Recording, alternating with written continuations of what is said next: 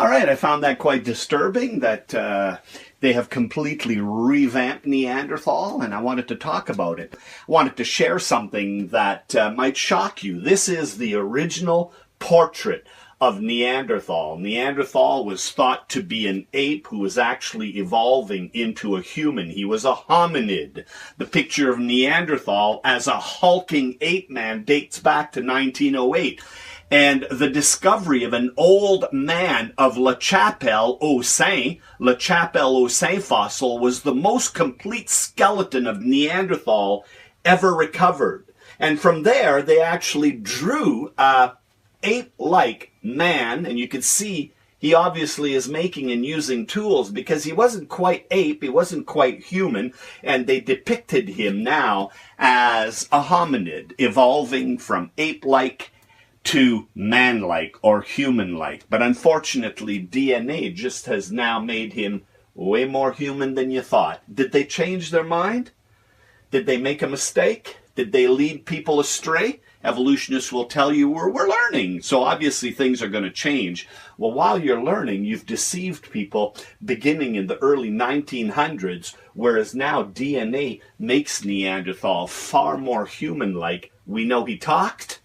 We know that he was using and making tools, playing music, buried his own. He drew. He was an artist all over the caves. He was a cave dweller. Well, obviously, because of the harsh conditions, it's not uncommon to know from history that there were humans that lived in caves.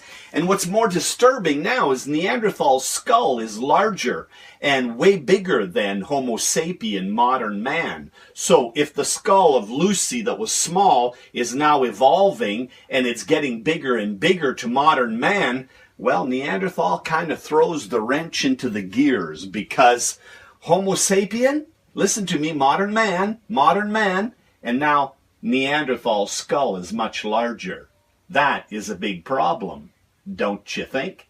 Absolutely, because the size of the skull does not determine evolution, is not evidence for evolution, and it's certainly not evidence of intelligence. Because, let's face it, Neanderthal was quite intelligent. To what extent, we'll never know. And you know why? Because we were not there. We do not have observable science. We can only best guess. That's why they're called hypotheses. As a matter of fact, when they put Lucy in the museum for the first time, you can see her here. She was hairy legs, hairy feet, hairy everything. She looked like an ape because they wanted you to believe that Lucy was actually evolving into a modern man, a Homo sapien.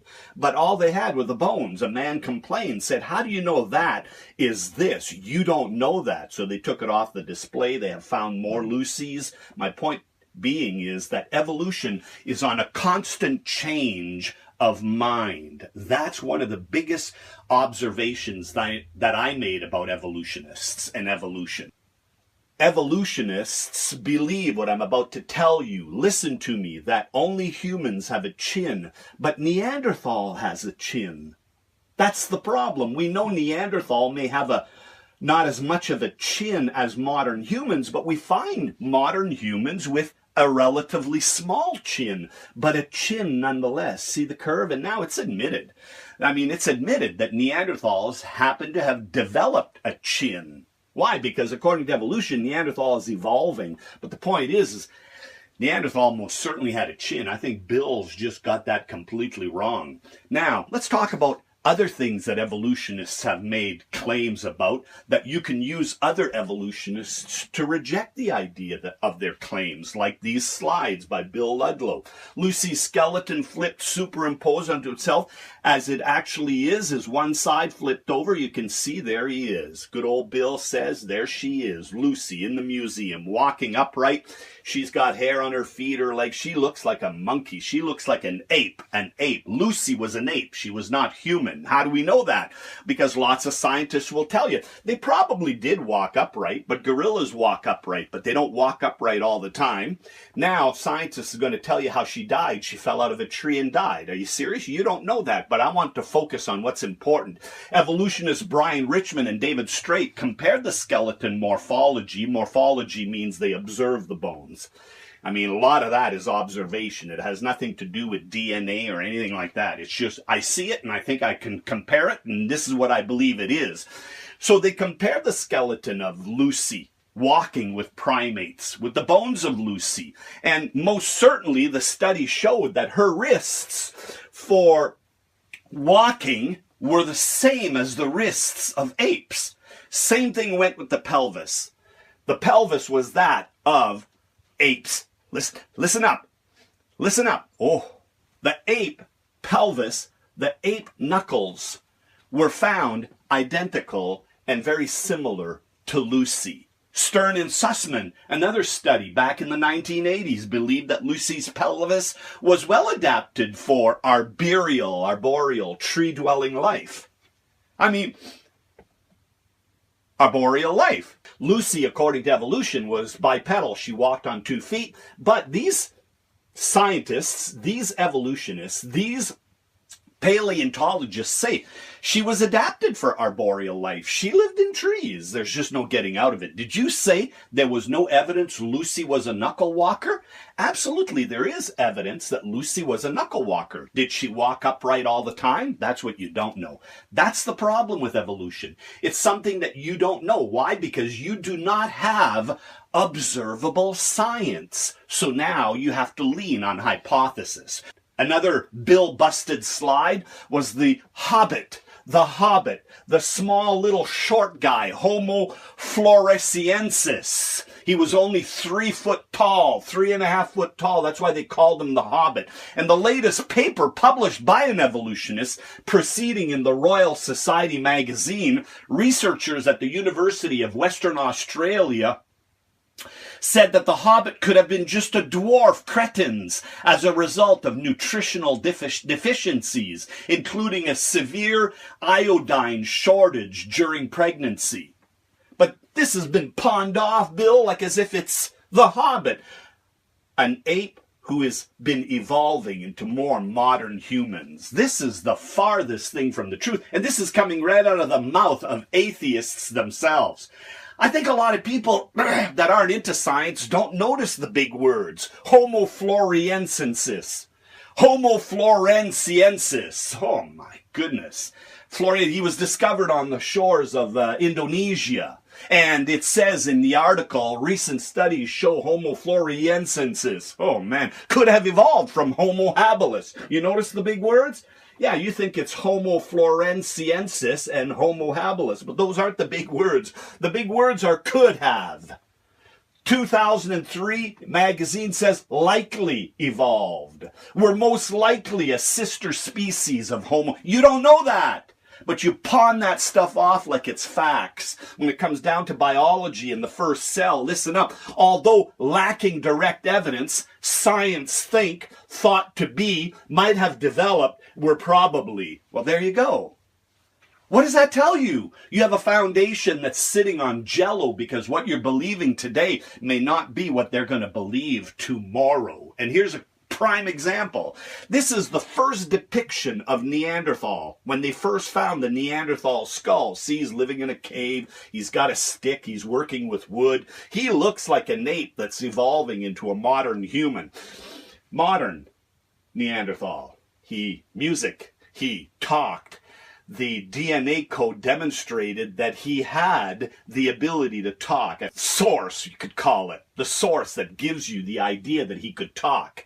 I forget the number, but he could talk. He was family-oriented. He buried his own. He had family life, man. Now look at him today. The new Neanderthal. DNA corrects evolutionists.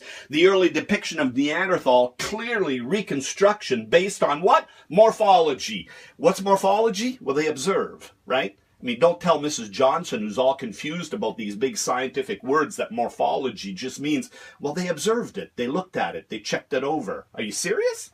And now they made this drawing, but not anymore. Neanderthal is so human, it's almost scary. Why? Because DNA confirms that he was most certainly human. I told you about Bill's busted slides and the size of skulls, and you can be sure there's always an excuse.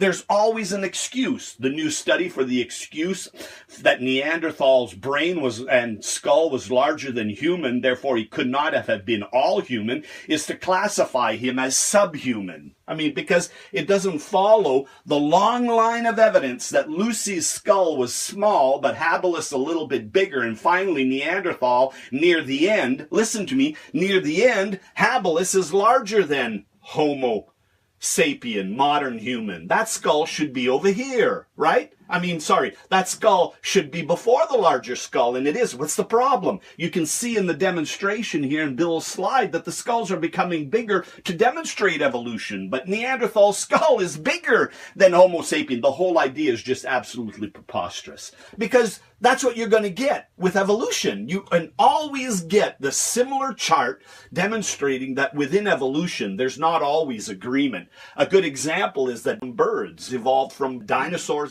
but Dr. Olson, who works at the Smithsonian Institution, has 6 fossils named after him. He is the leading expert on evolution of birds, says that's not true, and he ain't no Christian.